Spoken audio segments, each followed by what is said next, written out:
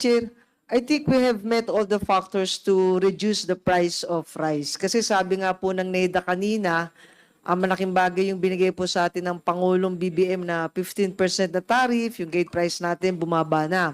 So nagkakaroon tayo ng problema once na mag-issue po ng permit ng i-import na bigas. At doon naman po ay nasusundan ng BOC kasi pag may mga smuggled goods, ay hindi po nila na-monitor. In fact, ngayon yung 856 million na sinasabi nyo smuggled goods, hindi nyo ma-identify kung sino yung nahuli po ninyo. So dito makikita po natin na parang meron nga pong connivance sa ating po mga government agency kung bakit hindi po natin nami-meet yung target natin na ibaba po talaga natin yung presyo po ng bigas. Kasi sabi nga po ni Sir, last week, nandito po tayo sa Quinta meeting, sabi niya, ang application po ng importation is through online. Oh. So hindi nyo nga po makikilala na nadodoble na po at iisa na lang po talaga yung importer po natin. Kung bagsa nakokontrol na po nila, may hoarding na po dito eh. Sa ating po mga traders, sa ating po mga players, kasi sila na lang po yung may hawak noong stock, sila na po ang kumokontrol dun sa presyo po natin ng bigas. Thank you. Noted. Mr. Chair, may I just May I just recognize my good friend, Congresswoman Franz Castro. Mr. Chair, can I just be very brief? Can we just for clarity for everyone, may we also know from our traders, our importers, kung pwede ba malaman if kayo po ay bumibili rin ng local na palay? Can you just state if your company is engaged in local trading?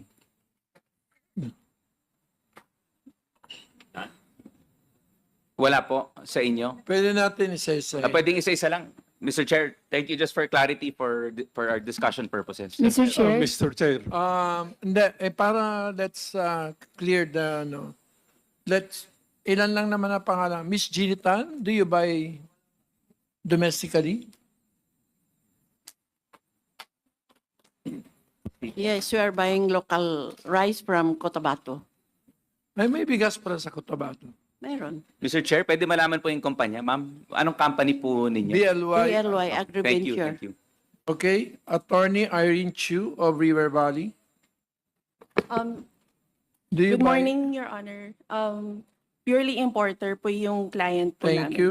Attorney Jade Sate of the same. Gerald Cruz of Kingco. Kingbico. Imported po. Pure imported? Okay. Mr. Marty Doctolero of Vitram.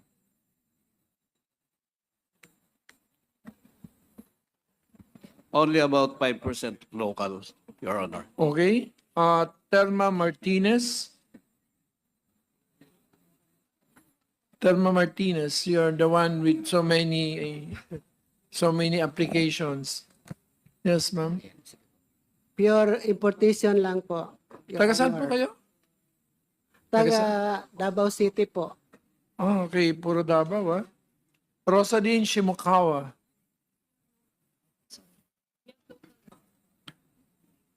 Buy local also. May local ka. Anong porsyento? Maybe about 3 to 5%. So halos wala. Okay. Carl Benz Pandarawan. Mr. Chair, purely imported po. So halos pure imported. Adi Jose. Mr. Chair, for G4 Rice, Milias po. Purely. Not pure, we do both importing. You're from where? From G4 Rice Mill. No, which part of the country? There is po in Bulacan, Nueva Ecija, and Tarlac. That's why you buy it domestically. Yes. Because you're from Bulacan. John Patrick Ramirez of Pioneer. O bigyan nyo ng mic.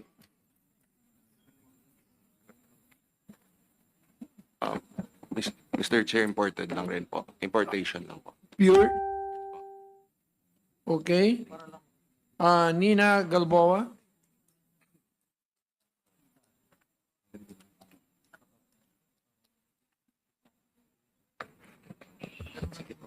Sir, pure imported po. Pure importing. You're operating from where?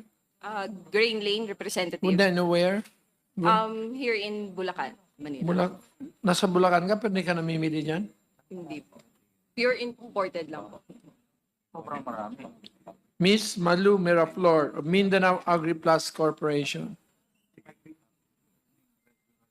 Good morning, Mr. Chairman. Pure importation po. You're operating from where?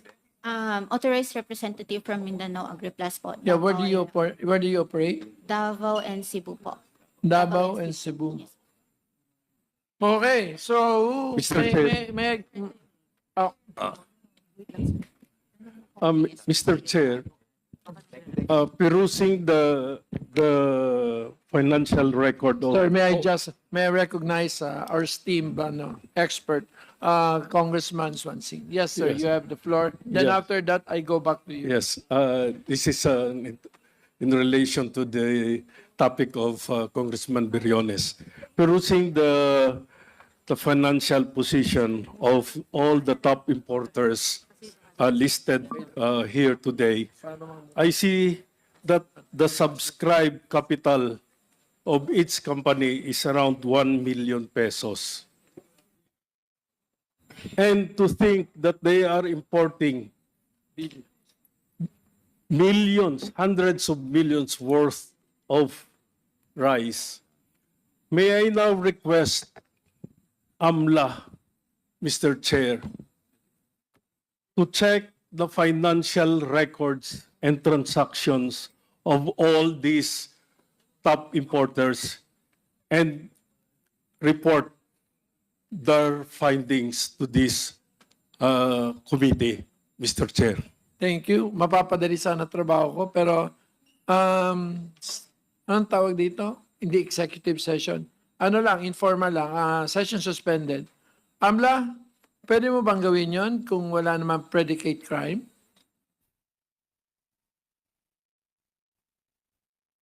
You're here, pinadala kasi natin sa likod eh.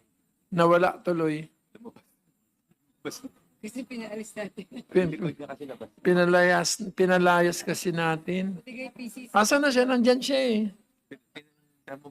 Sa likod pa, labas. Uy, AMLA, nasan ka?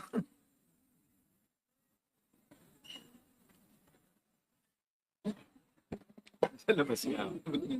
We have a legal issue. Can we investigate their access their bank? Mr. Chairman, before we ask AMLA to report to us or to speak before us, Mr. Chairman, I think the request was for AMLA to monitor yung financial transactions nila. Oh, pag So- above 500,000 naman, those are reported transactions. That's correct, Mr. Chair. But the point here is that if the transactions are way beyond the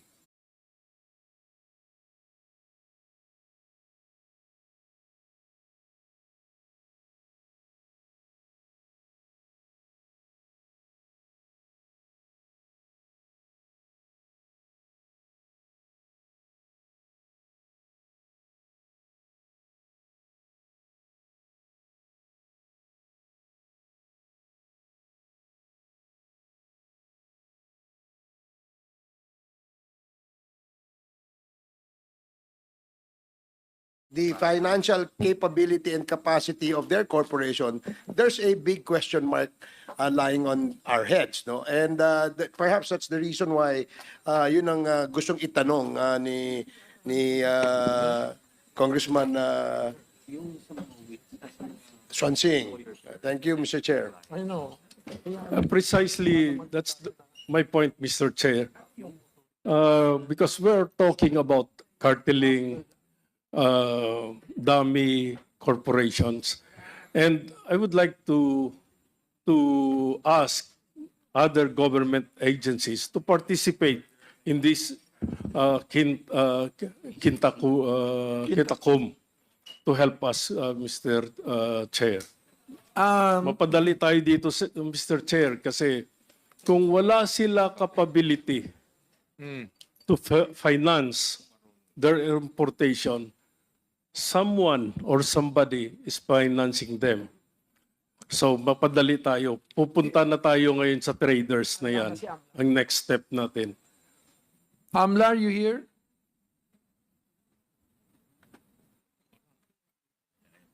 Pinalayas kasi natin.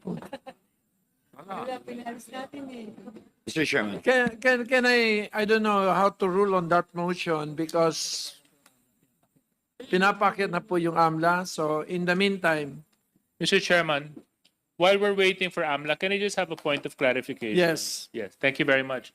Mr. Chairman, the name of Mr. Gerald Cruz was mentioned earlier. Yes. Can that Gerald Cruz present himself? I'm just curious, no?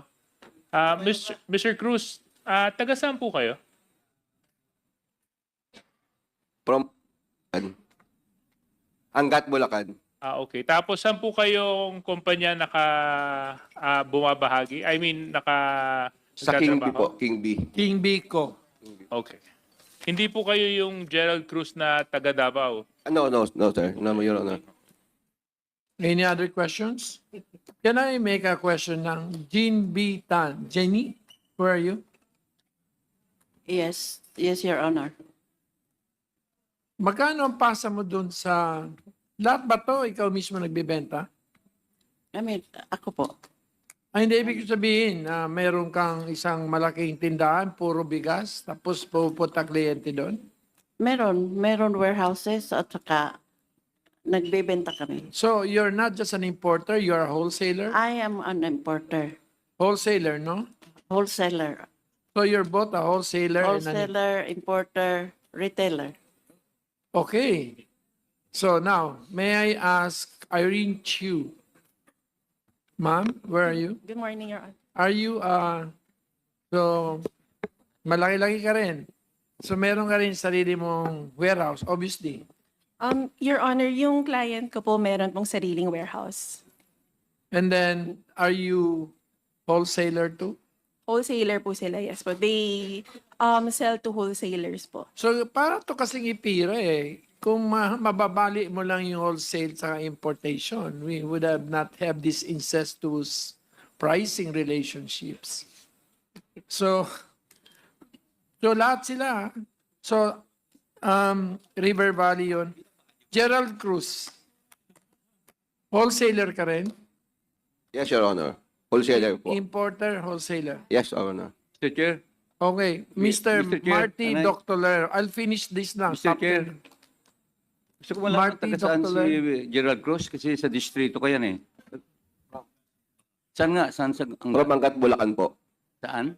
Angat, Bulacan po. Saan nga roon? Sa Saan Angat? po sa Santa Lucia? Okay. Swerte mo, kasama ka sa Bulacan Ecozone. Yeah, Mr. Chair, Doctor, we are an importer. We sell to wholesaler. you sell to wholesaler. To wholesaler. So you don't We wholesale. we don't do wholesale. When you say wholesale, You're the kasi, first one. yeah. Okay. When you say wholesale, kasi you have a physical store. Correct. That's what I'm saying. So as importer, we don't have physical store. We only have warehouse. That's why importers sell to wholesaler. Correct. But most of them are saying that they are wholesalers too. Telma Martinez. Ma'am, Yes, Your Honor. are you a wholesaler also? Yes, we sell wholesale from our import. Asan po yung mo? Yung Yung warehouse, Opo, nasa Davao po. Davao. So, yung bigas mo saan binabagsak? Aling port? Di, pag galing sa barko, direkta na yan sa mga wholesaler. Direkta na. Tapos yung iba, pag hindi makaya namin mag-direct, mag-deliver, ibaba sa bodega. So wholesaler ka rin? Ma'am? Doon ang bagsak. O dinidiretsa mo na doon? Dinidiretso na, galing sa diretso na yung mga, kasi bago kami Mas maganda nito, isa-isa ng mga kwento ng bawat isa. Sino may kapasidad Mr. Chair, can I ask a question to the chair? Yes. Yeah. Mr. Chair, maybe we can define an indentor, a wholesaler, and a retailer, so we aligned with the terminologies and what are good resource person who are speaking? Because apparently most of them are possible indentors eh. The way I'm hearing things, Yeah.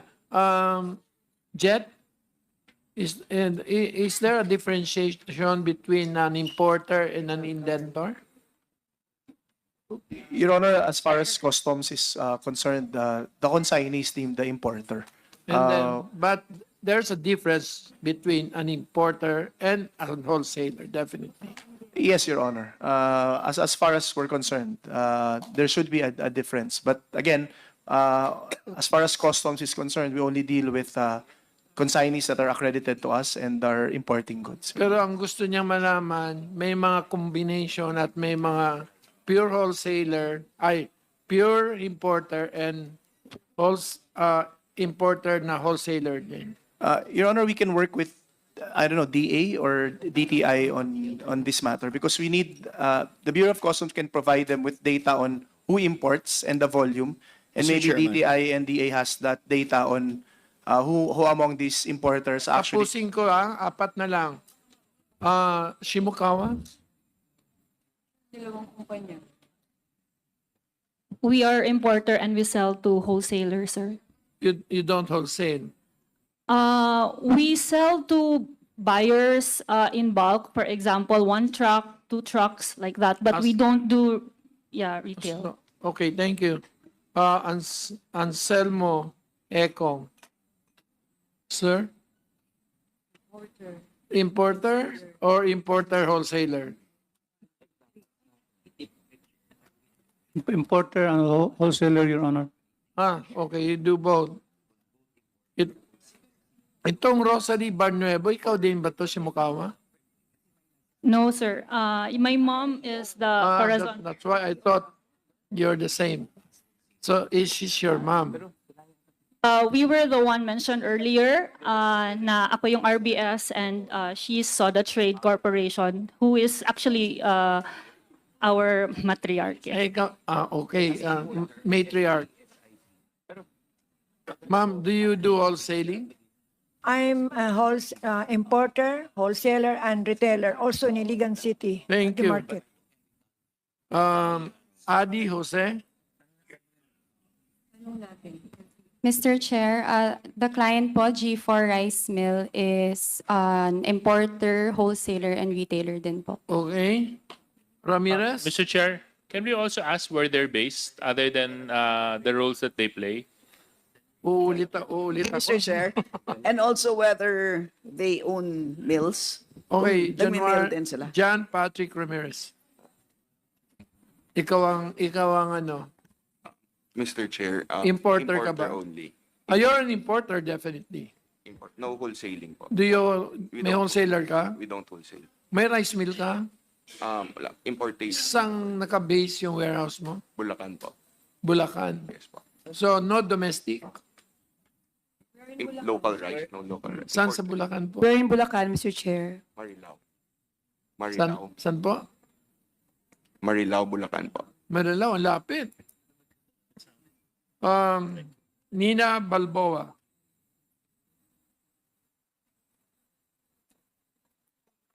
Yes, ma'am? Sir, importer selling to wholesaler. So And you then- don't do wholesale. No. And then You don't no, have a rice mill. no. Where do Only you operate? warehouse. Where do you operate? In Bulacan, Intercity. Bakit puro Bulacan to? We have a lot in Bukawi. Mr. Chair, that is Bukawi, Intercity. Yes, Mr. Chair. Siya? Grain Lane Dealers siya. Miss Malu Miraflor. Asan si Malu? Mr. Chair, importer po only. We sell to wholesaler po. Where are you based? Okay. May I just ask Attorney Irene Chu, Attorney Jade Said, and Attorney Adi Jose to produce your special power of attorney to represent your companies? Yes po, Mr. Chair. Have you submitted it? We have them po on hand, Mr. Chair. Okay. Since in deference to Congressman Swansing, is the SEC around?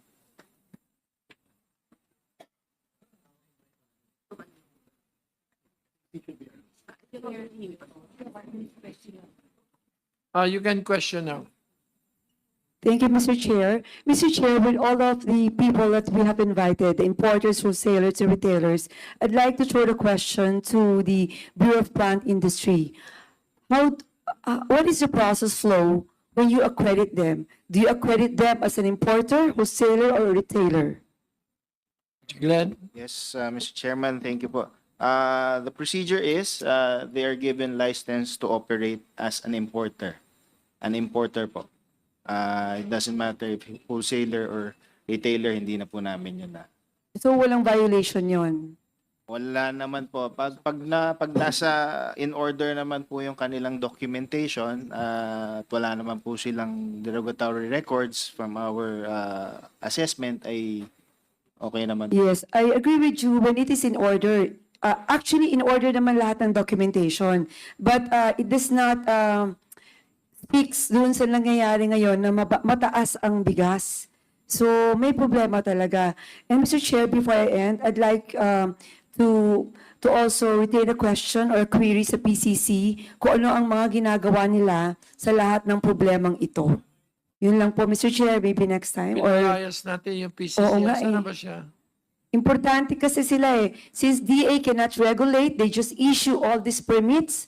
And of course, they're not deputized to hulihin ang lahat ng ito. What is PCC doing with all of these matters? Yun lang po, Mr. Chair. Mr. Chairman, point. No, kasi sayang naman ang ano. We now have here from SEC Attorney RJ Bernal and Attorney Pamela Lorraine Ramos, who can go one by one with these top 10 companies with respect to their SEC registration and capitalization. May I now call on Attorney RJ Bernal and Attorney Pamela Lorraine Ramos. Yung AMLA, inahabol namin sa baba. Pinalayas kasi. Yes, may I recognize SEC? Kumakain din sa baba. Para we can lay the groundwork for all the questionings rather than, fishing around. Mr. Chairman.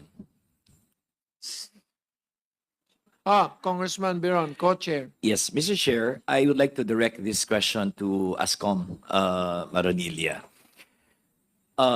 With respect to the importation records of all these importers, have you undertook due diligence with regard to the declared value of all their importations to ensure that there is uniformity of the amount in their commercial invoices to avoid any technical smuggling in the form of undervaluation? Have you done that? Yes, Your Honor. We have a reference valuation that we implement, and these references are based on our coordination either with the host country or a publication like LiveRise, for which the Bureau of Customs has subscription over, Your Honor. So if the importers declare values that are below reference values of the Bureau of Customs, they're required to submit additional proof of their transaction value. If they fail to do so, we question the value and subject them to automatic upgrade of the values, Your Honor. So which means that if the value is lower than the reference value based on the country of origin, you stick to the reference value instead of the transaction value. Is that correct? Your Honor, per our law and the WTO, the primary valuation should be the transaction value still. So the first move is to question the transaction value because they're below some references. And as a risk management tool, we're allowed to question values that are below our references and other information. If they're unable to prove that these are actual transaction values, meaning they're not able to produce additional supporting documents like their sales contracts, telegraphic transfers, or letters of credit, then we impose our jurisdiction and reject the transaction value based on WTO rules and make the basis not the reference value, Your Honor, but the basis for that reference value, which is most likely a value based on identical importation, which is akin to the prices that we get from our sources. All right. So in those occasions where the transaction value differs from the reference value from the country of origin, do these importers contest your findings, or do they conform to the decision of the BOC to base the tariff based on the reference value? Some, Your Honor, would would pay under protest and therefore would have an administrative proceeding. If they win, they get a refund. But I think, if I'm not mistaken, a majority of which conform to the value that we stick to, Your Honor. It's because that brings me to the question earlier raised by Congressman Swansing, that the transaction should conform to the amount declared in the commercial value. Otherwise, government will be losing more money. Ni-reduce na nga natin yung tariff from 35 to 15%, and yet we would experience importers doing undervaluation. So double whammy yung gobyerno dito. So we just want to ensure ASCOM and Combien na tama, no, that customs should be very vigilant in ascertaining that the transaction value is indeed closer, or at best, you know, mas malapit doon sa reference value from the country of origin. Yes, Your Honor, we're doing that very strictly, Your Honor, and we're very much aware, especially with the advent of the RTL, that and we have targets also for the Rice Competitiveness Enhancement Fund. So we're making sure that we collect the right taxes by strictly enforcing and guarding out the duties being collected through the reference system of the Bureau of Customs. All right. Based on the record of customs, we have rice coming from three basic sources. I think number one is Vietnam, number two is Thailand, and number three is India. What is the composition of this importation? What is the bulk of the rice coming from Vietnam and the rest of the countries?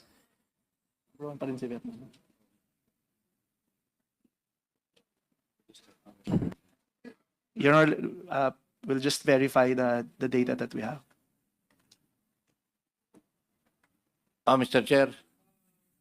Pasensya na po yung ano. We have a long line here. Yes, you're the first one, Attorney Briones. Congressman Briones. Yeah.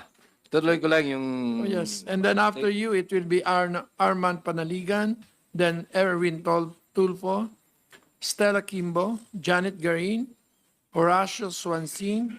Pero sayang, yung AMLA daw babalik bukas, Loreto Amante, Wilter Palma, and Representative Ray Reyes. So you have nine who have listed to ask questions. Chairman. Thank you, Mr. So Chair. after Briones, it will be Panaligan. Will you be listed? You make an interjection. No, just to the AMLA, Mr. Chairman. Kasi po, if the chairman in this honorable committee would join me, we might invite rather Attorney Arpon and Attorney Dumali of AMLA. Kasi dun sa Quadcom po, sila na po nagpro-provide ng lahat-lahat ng mga matrabaho hinggil sa AMLA. And they can elucidate more and better because of the experiences with regards to the Quadcom Thank you hearings. for the guidance. So, Mr. Chairman, I move to invite Attorney Arpon and Attorney Dumali, Mr. Chairman. Second Thank you.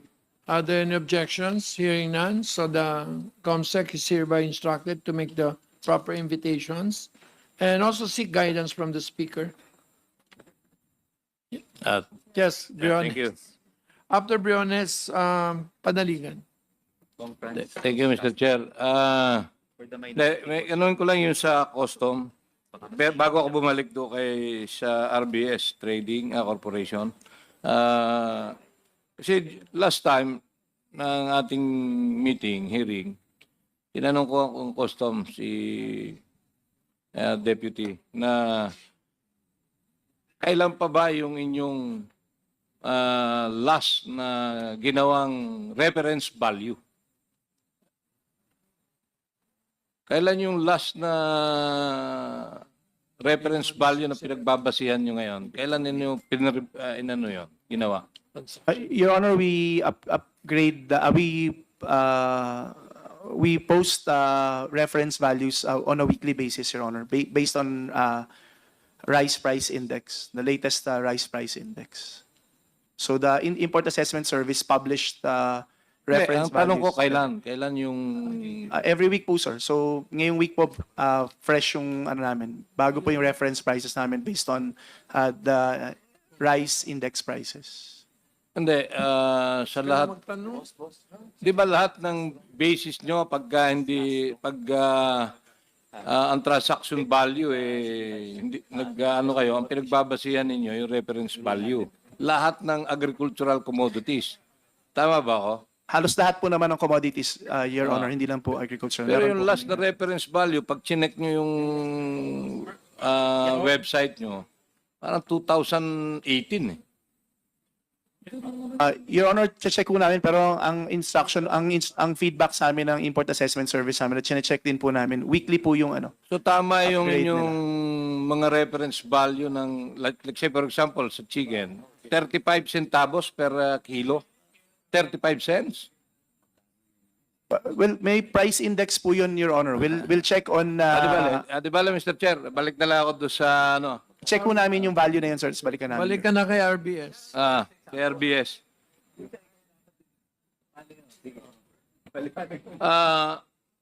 Ma'am Rosalyn Simukawa, kayo po ang presidente ng RBS Universal Grains.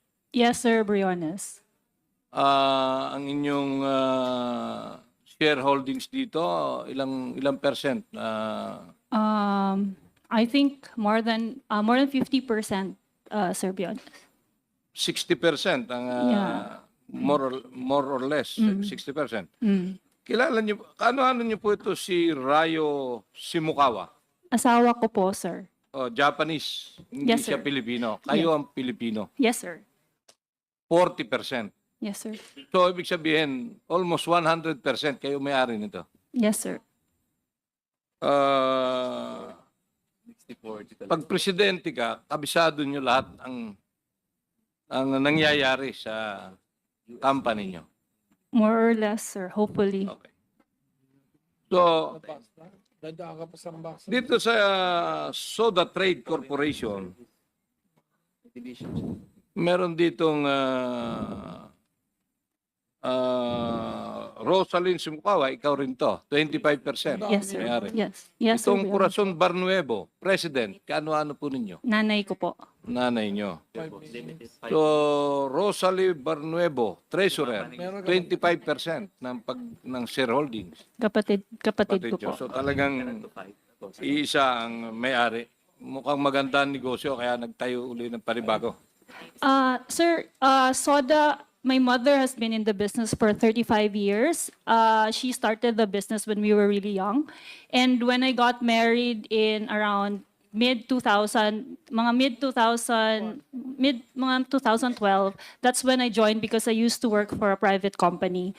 So when I got married, I had to, hindi naman ako part ng Soda ever since eh. Hindi ako nag-ooperate because I was in the private job before that. Saan pong port ninyo pinadadaan yung ini-import yung bigas?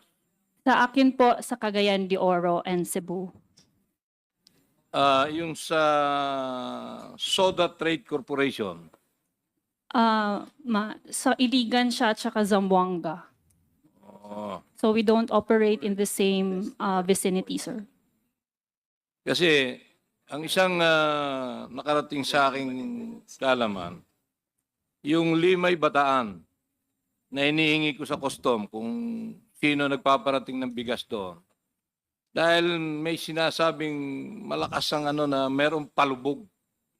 Pag sinabing palubog, yung 100% capacity ng isang shipping line, nagdi-declare na mga 50% lang. Kaya ako lang natanong.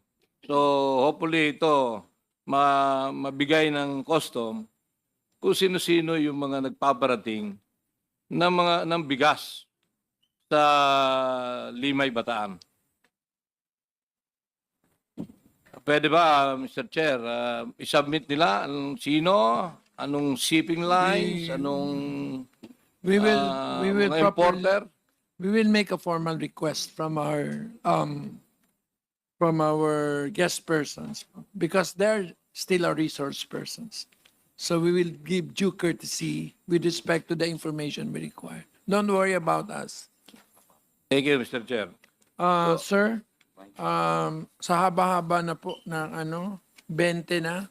So baka kailangan na tayo mag-limit. Sana si Stella na lang umupo dito. Magaling to magbara pag lampas 5 minutes. Mr. Chair, Tapusin ko na, Mr. Chair. Saan po ang inyong warehouse? Sir, sa Cagayan de Oro and Cebu po. Cagayan de Oro, Cebu. Pwede po ba namin malaman kung ilan ang ending inventory ngayon as of today? Yung laman ng bodega nyo? For now, I think we have about, if I'm not mistaken, about 8,000 to 10,000 metric tons, sir. 8,000? We just have new arrivals kasi. So Ibig sabihin, Mr. Chair, ma'am, yung inyong pinarating na 153,000 metric tons, ang laman ng bodega nyo ngayon, 8,000 metric tons. 8,000 to 10,000 metric tons. I think the figure that you got, sir, is for the annual. So Kaya ko lang naman tinatanong, Mr. Chair, kasi malinaw na merong naka-stock na bigas. Kasi 3.2 million metric tons ang sinabi ng NEDA na inventaryo ng bigas as of this time. So, ibig sabihin, napakaraming bigas sa bodega, sa mga warehouse ng mga importer or wholesaler. So, yan ang kailangan talagang malaman natin kung sino-sino yung Mr. Chair. Kaya nire-request ko, Mr. Chair, na mag-convene immediately yung ating National Council and then mabigyan ng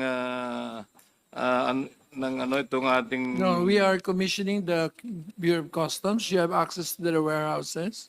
Can you go through the top 10 and ask them kung ilan ang volume ang naka-store sa mga warehouses nila? Yeah, that's right, Mr. Chair. Kailangan malaman natin. Hindi na namin kailangan bisitahin yung mga warehouse. Do you have visitorial powers over the warehouses? Yes, Your Honor, we have. Thank you. So they have, just like DA, you have, right? So you have joint visitorial powers.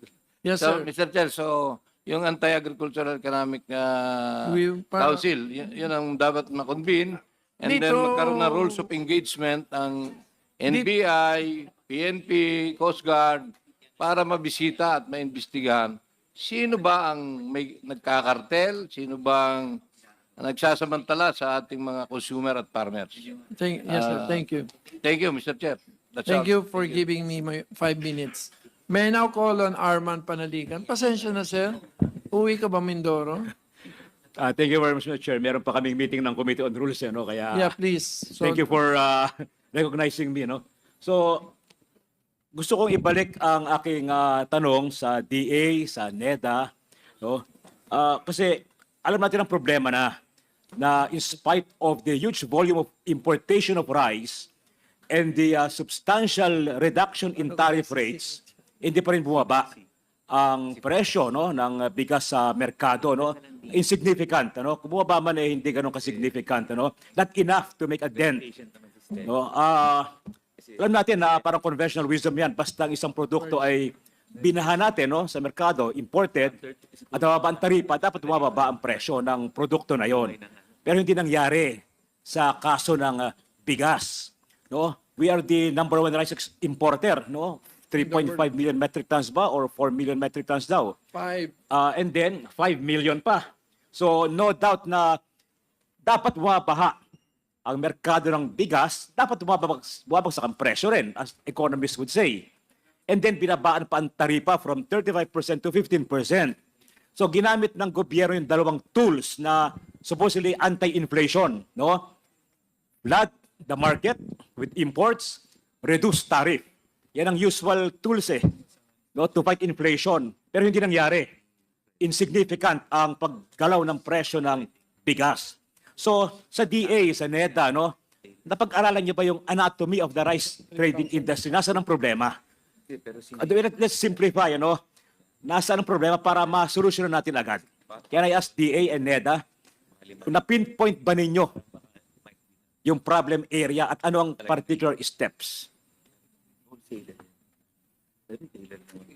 Palino kasi, no, Mr. Chair, na in spite of the flood of imports ng bigas, in spite of the drastic reduction ng tariff, hindi nagbe-benefit ang farmers. Kasi because of the flood of imports, nabagsak ang presyo, farm gate price. And I know that kasi nanggaling ako sa isang distrito na rice producing area. And then, ang consumers hindi rin naman nagbe-benefit kasi hindi nga gumagalaw ang presyo ng bigas. So, yung anatomy ng rice industry, nasan doon? Ang problema dapat tutukan ninyo. Mr. Chair, sir, specifically with respect to the reduction ng tariff from 35 to 15, na-mention na kanina na hindi na talaga nag-translate. Ang problema is from the wholesale, yung translation ng reduce sa cost o sa price sa retail, very minimal compared to the reduction na inaasahan. So, the problem with that, yung problema dapat tingnan from the wholesale to retail, ano ba yung nagiging cost?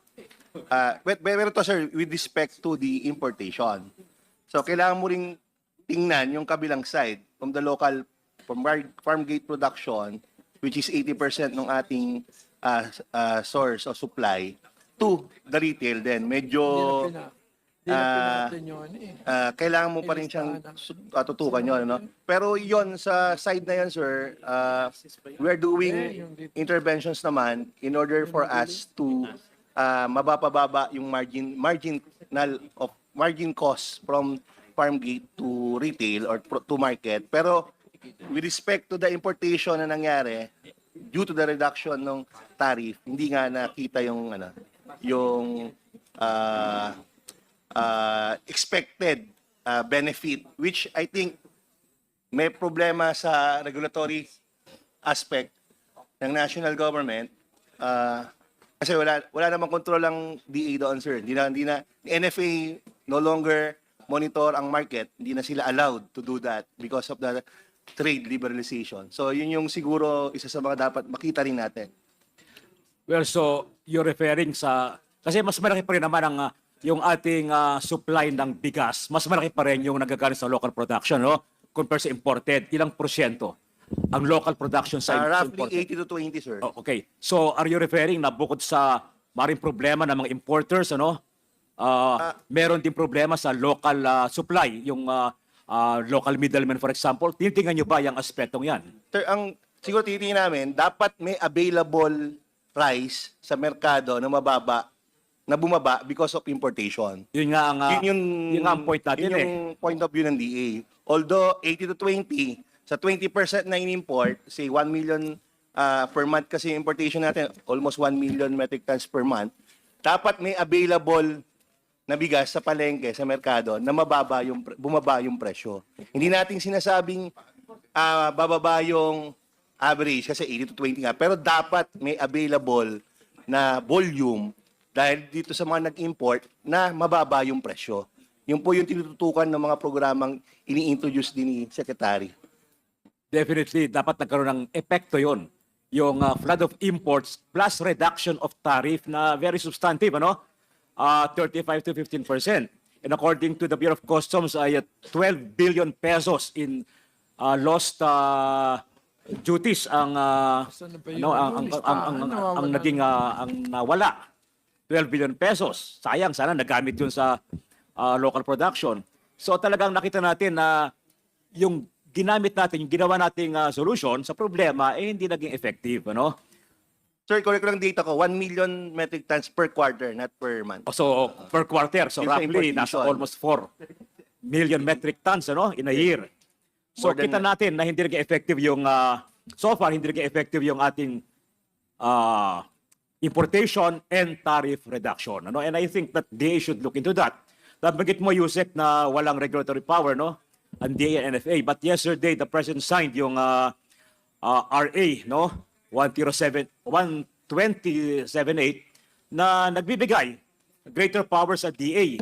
And I hope that you will use this available tool sa inyo to combat, to fight this rising price ng rice, no? So kahapon ito pinirma ng Pangulo, RA 12078, kung saan ay binigyan strengthening the regulatory function of the Department of Agriculture, Section 5. So I think you should implement this law aggressively. Hindi dapat maging timid or malambot ang DA. Kasi binigyan namin kayo ng sandata para matiyak na meron kayong regulatory power at ma-stabilize ang presyo ng bigas. I'm sure you're aware of this law. In addition, a few months ago, napirmahan din yung anti-agriculture smuggling, ano? Na-broaden natin ang definition ng smuggling, hoarding, profiteering. So I hope that you will also use all the available legal tools at your disposal para matiyak na hindi magkakaroon ng profiteering, ano? Pagkasamantala, pag-manipulate ng prices, sapagkat kawawa ang ating mga kababayan mahihirap pag hindi natin ma-address ang bagay na ito. On the part, Mr. Chair, on the part of Congress, ginawa natin ang ating magawa, no? Ating function is to make laws. We pass the necessary legislation. It's up to you sa Executive Department through the DA na ito'y ipatupad, no? Hindi na kami masisidi dito ang Kongreso. Binigyan namin kayo ng sandata, no? Now, another point kanina, even yung last meeting, yung issue ng cartel, hanggang ngayon, wala pang malinaw na admission or confession kung narito sila ngayon. So let me again ask this question kay Secretary, kay Yusek, NEDA, kaya nakita ang PCC, ano? So still, do you believe na may cartel sa rice trading, sa rice importation? I cannot categorically say that because it's not in my jurisdiction and mandate. But again, the movement and market environment leading to this seems like there's a cartel-like market environment. But Yes. I cannot categorically say na meron kasi hindi naman mandato ng DA ang sabi nun. Yes, pero partner niyan siguro ng inyong regulatory function under the new or under the amendment ng tarification law, ano? Kasi you are not prepared to call them a cartel. Pero alam naman natin, they behave like a cartel in the sense that they synchronize their moves, they synchronize their operations, no? Kung magkano ang kung ilang volume ng i-import at ilalabas sa warehouses. So ano ba yung sabi sa English, yung isang kasabihan, no? If it walks like a duck, if it quacks like a duck, no? It might be a duck. So kung ang kanilang behavior ay parang cartel, is there a need to baptize them with a name na cartel before you use the tools at your disposal, no? To regulate them, no? So I think that the ball is now sa DA. Huwag natin sabihin, wala kaming power dyan, no? You have all the tools at your disposal. Hindi na kulang ang Kongreso sa paggawa ng batas para i-address ang bagay na ito. So yes, sir. Rest assured that the DA will do its part together with the proper government agencies in coordination with the proper government agencies in order to. Yes, at isa pa, last point, no, Mr. Chair, no? Kasi mahaba na nga, no? Yung, we have to address this talaga, no? At again, I call on the executive agencies to be aggressive in addressing this problem, ano? Nabanggit kayo ni Congressman Briones na ang Pangulo naapektuhan dito kasi binaba ang taripa ng malaki, pero yung pangako na murang bigas hindi pa nangyayari. And we should help the President. We should remember na kayo yung tools of the executive execution, the instrument of executive power kayo nagpapatupad ng mga polisiya ng Pangulo. So, we should not fail the President. Ano, you should not fail the President sa bagay na ito. Kaya I hope that you will be more aggressive and dynamic. No, ito na ang mga batas binigay namin sa inyo. No, use your the tools that we have given you, no? Para ma-address ang bagay na ito. Thank Kasi you. paulit-ulit na lamang ang mga hearing natin eh. Pag ganyan. Thank you. very Salamat, Yeah. salamat.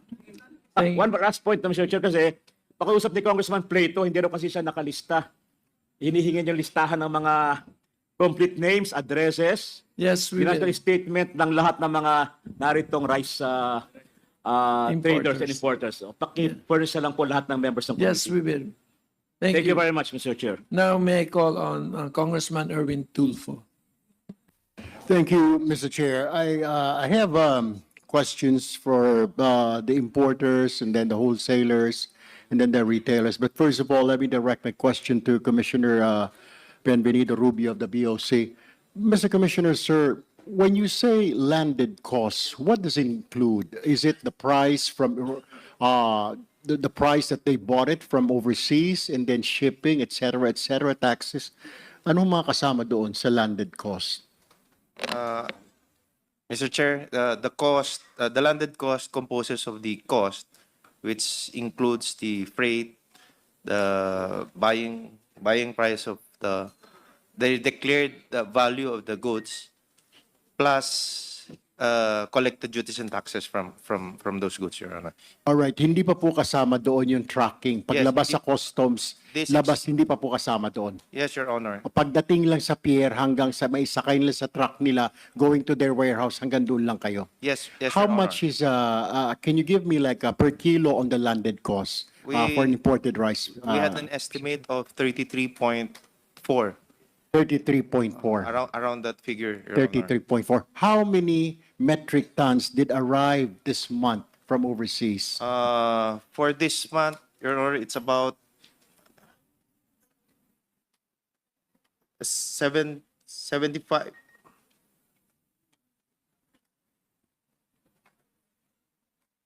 It's about 73,000 metric ton, Your Honor. All right, thank you, Mr. Chair. Let me now direct my question to the importer. Any importers can answer my question. My question, Mr. Chair, for any of the importers lang po, siguro si Ma'am Chu, right? Do you know anything? How much from your importer, from your client, importer po siya, di po ba? Magkano po ang pasa niya sa wholesaler? You said yung client mo is just a mere importer. So magkano po ang pasa niya sa client niya? We're talking about 33 pesos something.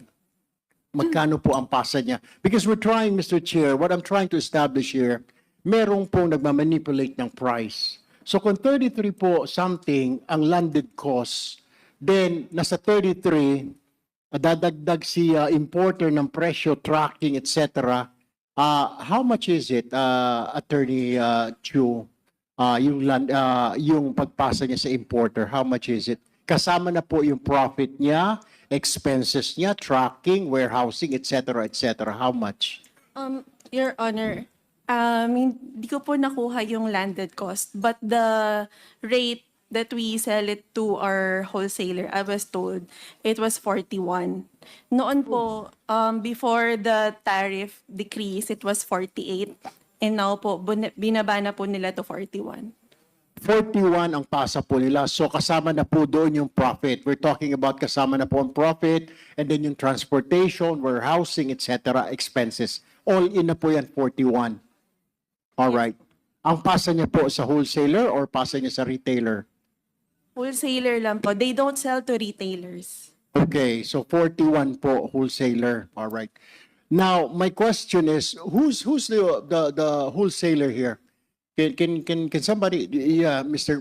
Cruz, right? Mr. Cruz, Mr. Chair, how much naman po pag nakuha po ninyo? Is it the same? You're getting the same price pag kuha ng binibenta sa inyo at 41 yung imported rice ng importer or nakakuha kayo na mas mababa pa as wholesaler? Same lang po, Your Honor. All right, 41, right?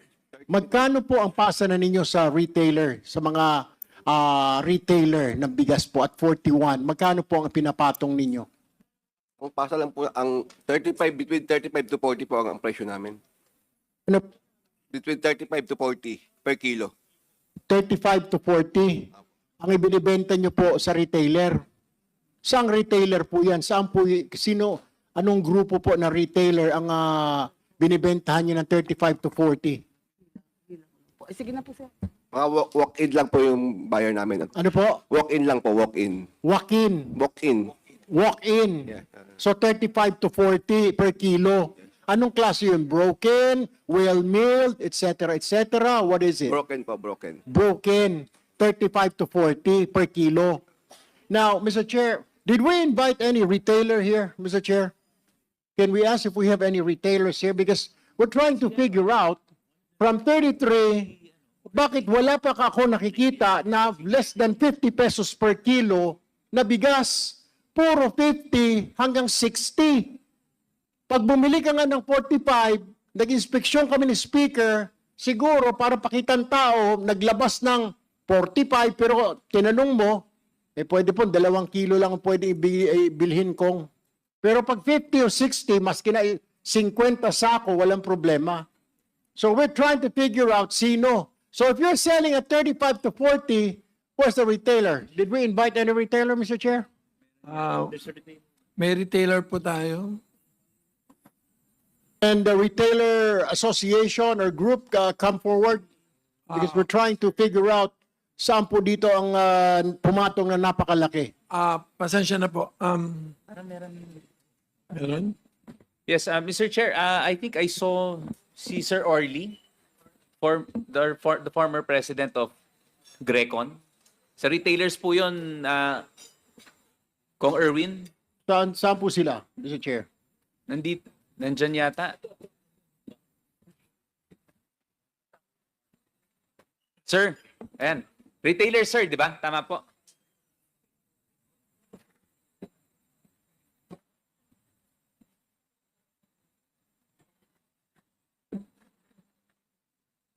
Hello po, magandang